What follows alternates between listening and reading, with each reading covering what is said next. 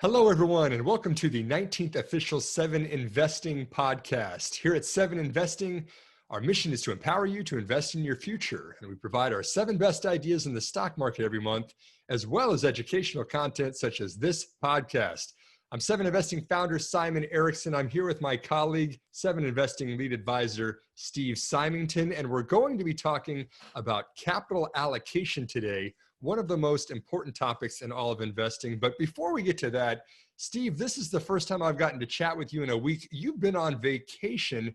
Tell us a little bit about what your adventure has been for these past 7 days. Oh, it was good. I feel totally gross right now because I drove straight back and hopped on the computer to join you for this. But we went camping for the last 8 days, and it was beautiful. Visited several lakes and some waterfalls and the suspension bridge you'll see in my video this month. And it was great to mostly unplug. We had very spotty internet service, and I answered a few emails, I'll admit, but for the most part, it was nice just to check out and enjoy nature and just be able to think and be with my family.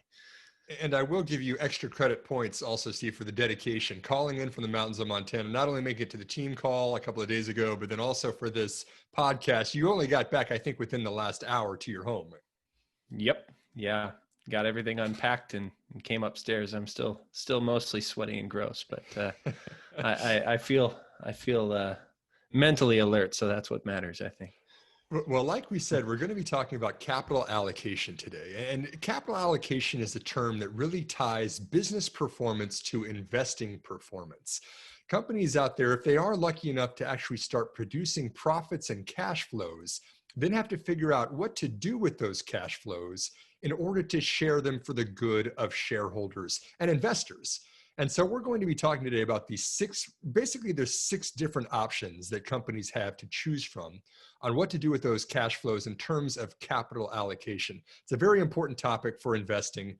I think that this is something that all investors should be paying attention to in the companies that are putting money to work with. Steve, are you ready to get started with the 6 options for capital allocation? Absolutely. Well, first and foremost is the easiest one, so I'll take that one and let you take the tougher one, Steve. The first option is to really do nothing, to just stockpile cash on the balance sheet.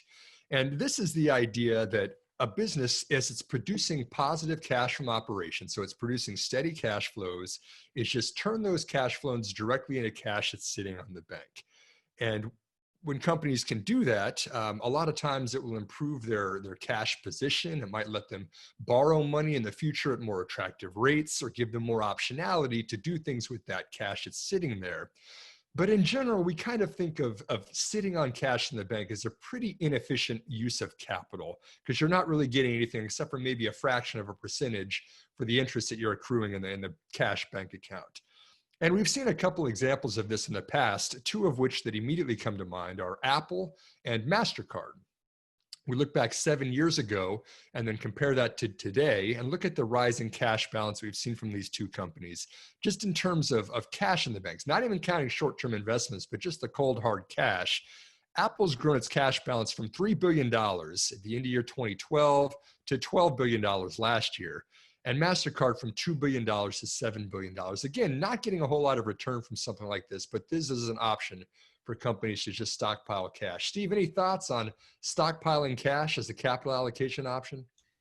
I think a lot of times management gets a lot of flack from investors and the market in general and press for stockpiling cash. They hate to see it, and it's just piling up and earning them almost nothing. And some of the most famous investors in the world will tell you cash is a lousy investment, but the optionality is nice to have. And like you said, there are some benefits, but I think it can take patience and an opportunistic management team to really take advantage of their cash stockpiles.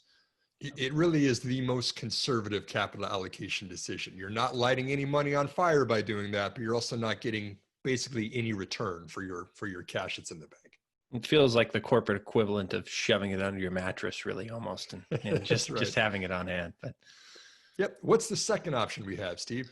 So the second option is to use your capital to grow the business. Now, basically taking the cash, the funds that you have, investing it toward future growth. You increase your capital spending to either maybe expand production or distribution, maybe expand your business internationally. You can increase your relative spend on research and development or marketing. I think one of the classic examples of reinvesting in growth as far as capital allocation goes is Amazon. And that's really no mystery. Amazon, this e-commerce and now cloud computing services giant has effectively forsaken bottom line profits for most of its years as a publicly traded company. It's essentially invested those profits directly back into its business through capital expenses like data centers, distribution and warehouse networks, wind and solar farms more recently as part of its longer-term commitment to achieve 100% renewable energy for its AWS, its Amazon Web Services operations. For perspective, I believe last I checked, their capital expenditures, Amazon's capital expenditures climbed 15% last year to just under 32 billion. But I mean, that's a mammoth number that they're spending that much to drive growth. I mean, they're spending as much as some of the businesses are in the S&P 500 are worth toward reinvesting in growth. But it's not always tangible growth initiatives either. Actually, more recently, last quarter, Amazon said it would essentially reinvest most of its projected second quarter profit. I think it was over at least 4 billion into COVID-19 response measures. And some of that's including worker safety measures. And sometimes, it's a matter of actually working to do the right thing and sustain your business and really allocate capital toward kind of reinvest it to solidify your position as well. So another really interesting example that I think a lot of listeners might resonate with is Tesla as far as reinvesting in growth. Now, way back in 2006, this is something they've been doing, like Amazon for a long, long time. In 2006, if any of you want to dig up Elon Musk's old blog post about the secret, he titled it The Secret Tesla Motors Masterplan, just between you and me. This was in August 2006. Scroll down just a little bit. And he says, in keeping with a fast-growing technology company, all free cash flow is plowed back into R&D to drive down the costs and bring the follow-on products to market as fast as possible. When someone buys the Tesla Roadster sports car, they're actually helping pay for the development of the low-cost family car. Now, we know now what that low-cost family car is. You have that Model 3. It's this mass market vehicle. And, now they're working on bringing out the Cybertruck. And but they also have dozens of various R&D projects that they work on, and from their solar side of things and battery technology, they've got their battery day. I think when was that planned? They said in September now that they'll have their battery day. So that could be an interesting catalyst for the stock. If it's not, well, it should be interesting to see what happens between now and then for Tesla's share price, because I think it's been an interesting few weeks already. But Tesla is a very interesting example of reinvesting in growth using their capital. So I guess the next one, Simon, and this is something a lot of the companies that we've talked about already have done, but is I guess we can move on to we're on number 3 now, making an acquisition.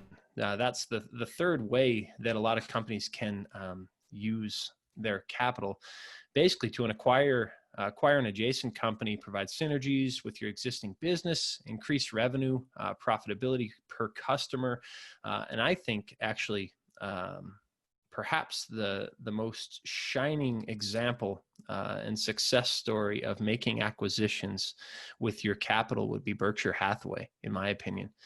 This is Warren Buffett's baby, essentially. Its recent underperformance notwithstanding, it makes sense to highlight, I think, Berkshire as a historic example of acquisitive growth.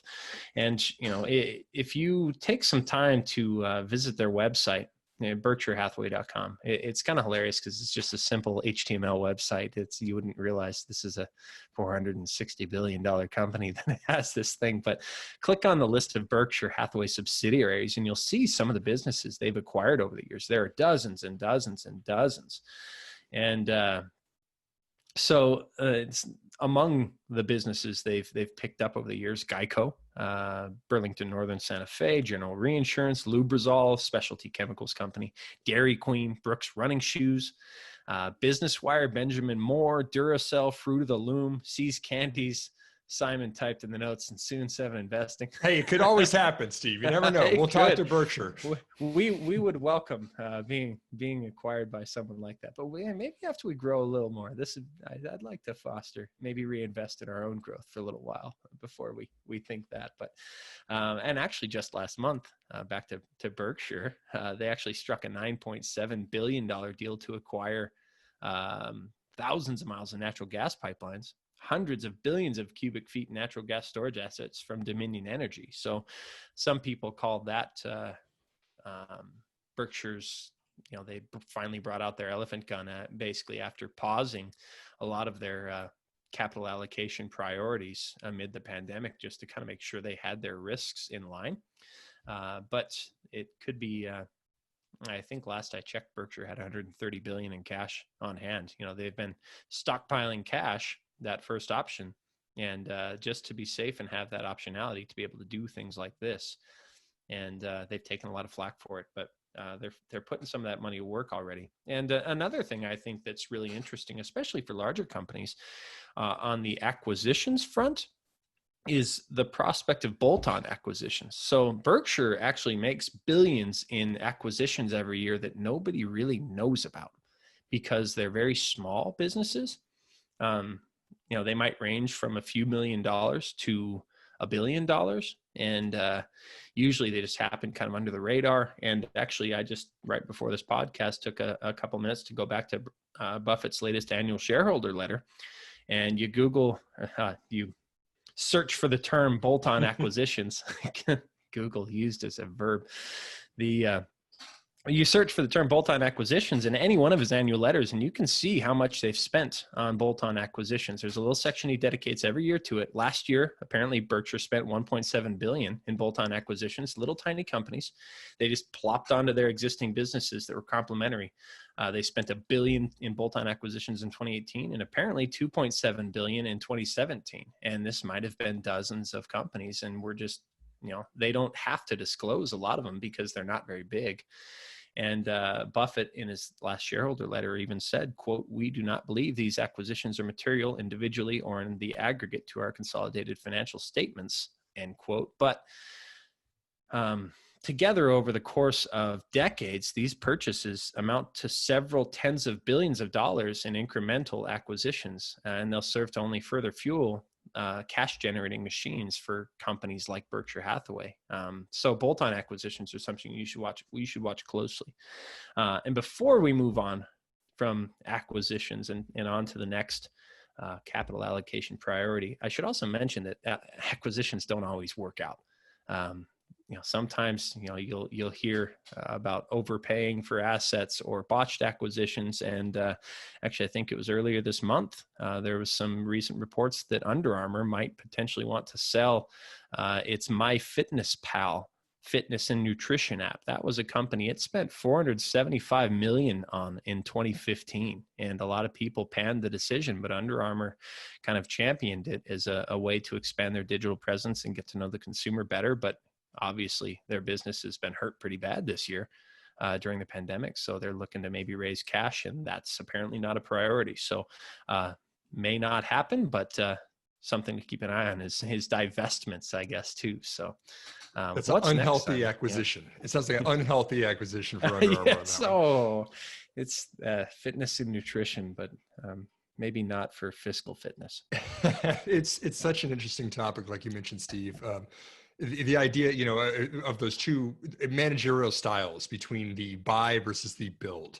The build is kind of the expand the business, the Elon Musk take on it. Elon Musk does not like to make acquisitions of other companies. He likes to build it himself within Tesla. It gives him complete control over the supply chain. He likes to be intimately involved in every one of those decisions, versus someone like Warren Buffett, like you mentioned, that likes to kind of sit back and let his operating subsidiaries do their own thing and call him when they need help. It's just a different style, obviously building it yourself, as you said, for the second strategy of expanding your own business versus acquiring other businesses, the options 2 and 3. The fourth one that I have that I'd like to bring up as a capital allocation decision is to buy back shares. And what this is doing is actually a company can use its cash flows to buy back its outstanding shares, reducing the outstanding share count and giving each existing investor a larger piece of the pie, so to speak. And so fundamental investors, when we're looking at earnings per share, cash flows per share, whatever metric you'd like to in a per share consideration, those increase over time as the denominator decreases. There are fewer outstanding shares, so the piece that each investor is getting is a larger and larger chunk of that. And so the example that I really like for this one is our favorite company, Starbucks. Steve, they keep you and I caffeinated on a daily basis. I will say that there wasn't a Starbucks within 30 miles of me for the last 8 days, and we looked too, and it was pretty sad. But unbelievable. I thought you were getting unproductive for a couple of days there. Yeah. And then we broke our French press actually too, so we were roughing it with some pretty hearty coffee. But yeah, I was like, should I go get some Starbucks? There's not even a coffee hut nearby. But I commend you, my friend, for no coffee for a week straight in the mountains. Anyway, Starbucks buying back shares. Well, and so Starbucks 2 years ago, back in 2018, decided it was going to sell its consumer packaged goods business to Nestle. And so consumer packaged goods, this is basically all the Starbucks that you could buy, the coffee packages that you get in grocery stores or anywhere that's outside of the Starbucks' own locations. They sell that to Nestle, and Nestle pays them $7.15 billion upfront. They get exclusive rights to this. Starbucks roasts the beans, they sell them to Nestle. Nestle markets them and collects all their revenues from those.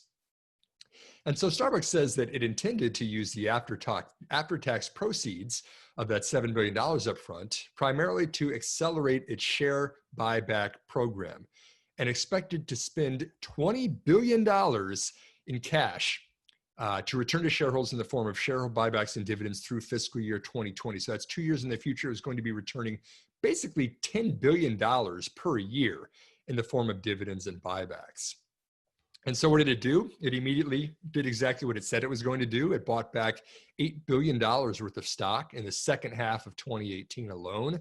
And then in fiscal 2019, it bought back an additional $10 billion on top of that too. And so Steve, when you crack the numbers on fiscal 2019, now granted, this was accelerated by a nice $7 billion payment from Nestle, but when you consider that the total amount spent on buybacks during last year compared to the total amount of sales that Starbucks did last year, it was about 38% of Starbucks' total revenue went to buying back shares in fiscal 2019.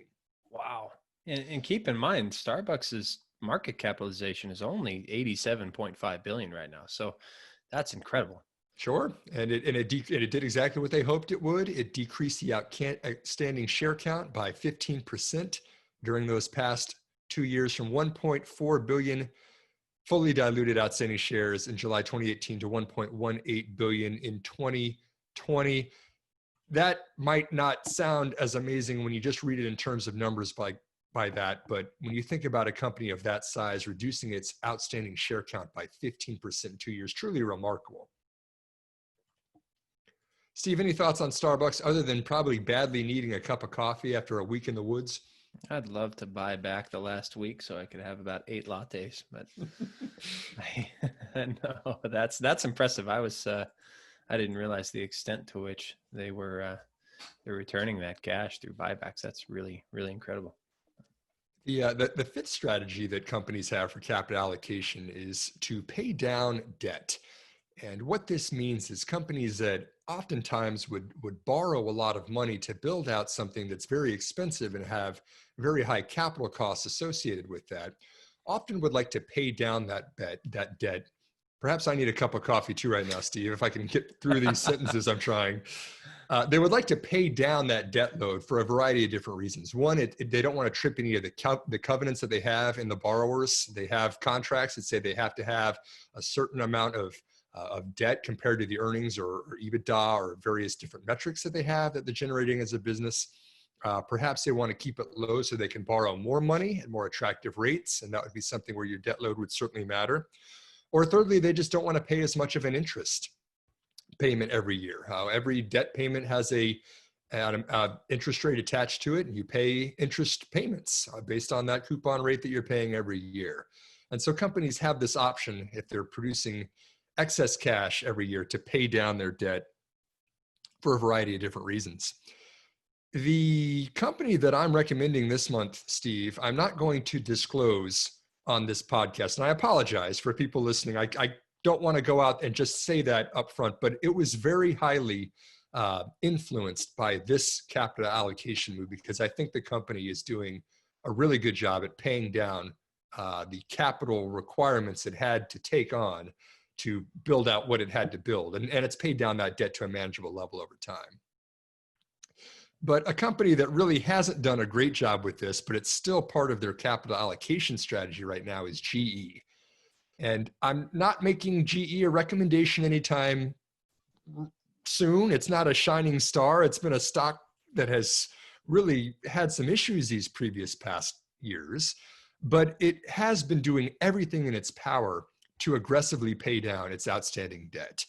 If we go back even just 5 years in time, GE had $200 billion of long-term debt, which is a huge sum, an astronomical amount to try to get unburied from over time. And so much of this was tied just to GE's structure. It had a GE Capital Group, which would borrow at the best interest rates it could.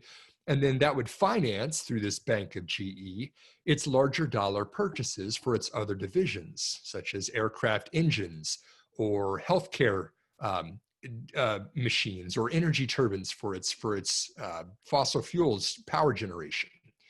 And so when you add all this debt up together, GE was paying $4 to $5 billion a year just in the interest payments to service that debt that it was going through. And as we all know, with GE, there were operational challenges that kind of caught up with it in the ensuing years. The power producing industry shifted from needing these giant turbines for natural gas or coal production to things like solar power, which didn't need these giant turbines to generate electricity. Demand for the oil and gas business fell because demand for oil was falling year over year. And then its consumer products manufacturing division, wasn't as competitive with international competition for Chinese-made goods and things like this. And so GE ended up winding down a lot of its different divisions. It sold off its commercial loans book from its GE Capital Group in 2015. It sold off a lot of different divisions of its company to get its long-term debt closer to about $90 billion today. And Steve, that's still a messy situation. $90 billion is nothing to sneeze at, but you can see that GE is doing whatever it takes right now to try to dig itself out from that $200 billion debt load that it was sitting in just 5 years ago. I actually sighed involuntarily when you said that number. That's a staggering number. And it also speaks to, while paying down debt can be a responsible capital allocation decision, it also speaks to the reason why we tend to favor companies with relatively clean balance sheets and little to no debt. You can use debt responsibly, but sometimes when it's out of their control, like in GE's case, where they had a lot of market conditions and business dynamics working against them in the process, it's really tough. And like you said, responsibly, debt can be a great thing to take advantage of. If you have a highly recurring revenue stream, something like a Verizon or an AT&T, you've got those contracts from your customers every month. It makes sense to take out debt to build out that network. Or something like a railroad certainly makes sense for something like that. But in general, it's tough when you start amassing billions of dollars of debt that you have to get out of over time. Steve, let's kick it back to you for the sixth and final capital allocation decision that companies can make. All right, so let's recap the first five before we move on to the sixth, which is maybe the most common. First, we talked about do nothing, stockpiling cash. Second, we talked about growing the business, reinvesting in growth. Third, we talked about making acquisitions, finding acquisitive growth. Fourth, we talked about buying back shares. Fifth, we just talked about paying down debt. And finally, last but not least, maybe least in some investors' book, would maybe be paying a dividend. So I feel like sometimes paying dividends comes with a stigma, like you're some big old industrial giant who has nothing else to do but pay your investors a modest dividend. And a lot of people balk at paying dividends, but in time, the power of compounding, does its work, and you can reinvest those dividends, and if you so choose. But dividends can be a valuable way to reward shareholders for buying and holding your stock, especially if you're patient long-term investors like we are at Seven Investing. And I think a really fantastic model for dividends is actually Corning. Corning, they're a glass technologist. Their ticker is GLW. And they're actually a great model for several of the capital allocation actions that we've talked to so far. But it's worth noting, over the course of Corning's most recent, it was a 4-year capital allocation framework they put into place in 2015. It ran from 2015 to 2019. They increased their dividend by 50% over the course of those 4 years. And that was part of their goal in the capital allocation framework, was to return $12.5 billion to shareholders through dividends and buybacks. And I can't remember exactly what Corning's market cap or shares outstanding, but I mean, okay, here we're talking about a $22 billion company. So returning $12.5 billion to shareholders through dividends and share repurchases is pretty significant. And speaking to our earlier discussion about reinvesting in growth, Corning also invested $11 billion toward what's described as capturing future growth and solidifying its industry leadership. Now, part of that was piling money toward high potential R&D initiatives like Gorilla Glass variants, automotive glass, their Valor pharmaceutical packaging glass products. But they also, under that, we're straying from dividends a little bit here, but more to that in just a second. But they also, under their capturing future growth, included acquisitions, and like their $900 million acquisition of 3M's optical communications assets. So something, I guess, to that point that we should note is that in many cases, you'll see businesses like Corning blur the lines in their consolidated capital allocation frameworks between all of the above categories. So, but they did increase their dividend 50% over the last 4 years, and look for dividend growth companies, and it can be a great way to really supplement the potential for good old-fashioned share price appreciation. So combining businesses where their share price can increase while they're increasing their dividends can really lower essentially your cost basis for investing in stocks like that. Another thing we should note at this point is that sometimes responsible capital allocations means making a difficult decision like Disney had to make recently. Disney has long maintained a goal of returning 20% of the cash they generate to shareholders through dividends and share repurchases. But in May, Disney actually, and understandably, suspended their first half dividend. They pay a semi-annual dividend as they work through, quote, the significant operational and financial disruption caused by COVID-19. I don't think anybody blamed them for suspending their dividend, and the stock's actually performing fairly well in the meantime, better than most people hoped. I remember at a certain point it was dipping close to $100 a share, and I was kind of wringing my hands a little bit, wondering if we might see 90, and it might be a fun, pun intended, time to buy Disney.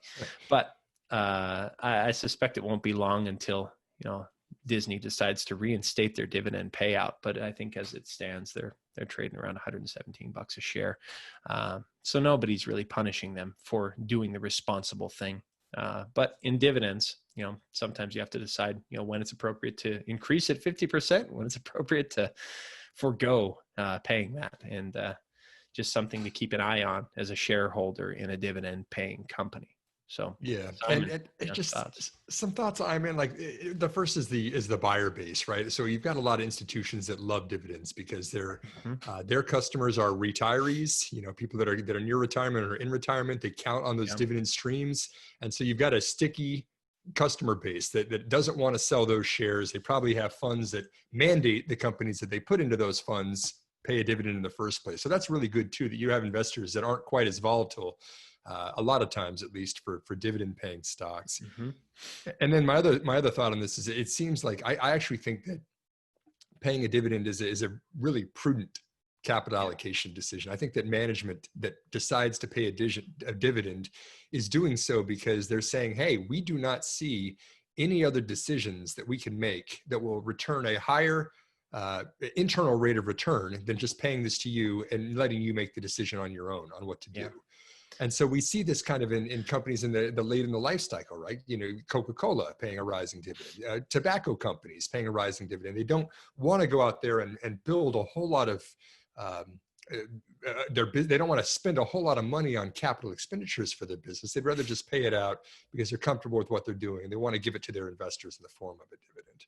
Yeah, and it really is a vote of confidence in the health of the business. And it's not always companies late in their life cycle. Actually, one company that I recommended for 7 Investing recently, and again, sorry, I won't name it for fear of short selling our subscribers, but one of the companies that I recommended is actually a relatively early stage business that's generating a ton of cash, has a lot of cash on its balance sheet, and they instituted a very small dividend, really, really modest.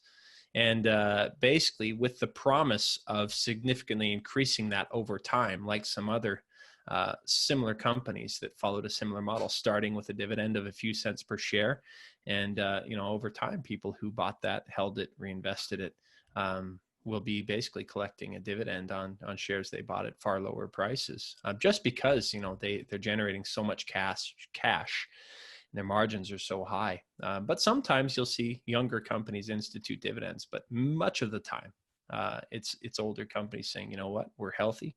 We want to reward you. And, you think about it, this is money the company is willing to part with in exchange for your investment. And it's money they're not going to get back unless you have it set to reinvest in their shares. And that is a pretty big step of trust to take for a company to pay a dividend. Absolutely. And now as we're wrapping this up here, Steve, and now that I have you on a solid internet connection again, and I can actually hear your voice and make sense of what you're saying once more, do you have a favorite strategy out of these 6 that you tend to look for in your investment style? Or conversely, is there one of these strategies you just really do not like to see companies doing? We'll go both. I like to see in companies that are reinvesting in growth. I mean, that's my favorite. I suspect it will be many other subscribers' favorites as well. But I like to see future growth. Acquisitions are exciting sometimes. And actually, one of my recommendations popped earlier this week on some speculation that it could be an acquisition target, but that's also something I kind of hate to see when it's the company you're investing in being acquired, because you're buying this. I want to hold it for years and see them grow, but sometimes it's nice to get a little juicy acquisition premium and you can cash out. But conversely, I don't generally enjoy watching companies do nothing, but if I trust their management team, like in the case of, say, Berkshire, if I trust their management team well, then I don't mind if they're doing nothing for periods of time. But I do like to see some movement every now and again, whether it means, buying back shares if they think their stock is cheap, or I generally don't pay a whole lot of attention to paying down debt because I favor companies with clean balance sheets. But I'd say maybe my least favorite would be paying down debt, just because I don't like to invest with companies with high debt loads. But kind of cover the whole gamut there. But. Yep. And I would agree. I think that my least favorite is companies paying down debt because they probably got a lot of debt in the first place. Mm-hmm. And for me, the combination of a decreasing share count from buying back shares coupled with a rising dividend over time, that's a great strategy for the compounding effects of investing, especially in a tax advantaged or tax deferred account, something like a Roth IRA. That really works well. So there you have it. There's our podcast today on capital allocation. Just to recap the 6 capital allocations that we the 6 capital allocation options that your sleep deprived and caffeine deprived team has spoken to is: 1, do nothing to stockpile the cash; 2, grow the business on expanding in R&D or capital expenditures; 3, make an acquisition of other companies; 4, buy back shares; 5, pay down debt; and 6, pay a dividend. My colleague, 7 Investing lead advisor, Steve Symington. Any final thoughts, Steve, before we break on our first podcast back in the studio again? Oh, I'm happy to be back home and conversing with you all again. And I think you can't understate the importance of good capital allocators. And there's a reason you'll see us spend a lot of attention on how the businesses we are recommending are allocating their capital. And there's definitely a reason, because it's so important that you have good capital allocators on your side. Yep, certainly agree. And once again, my name's Simon Erickson. We are here to empower you to invest in your future. We're 7 Investing.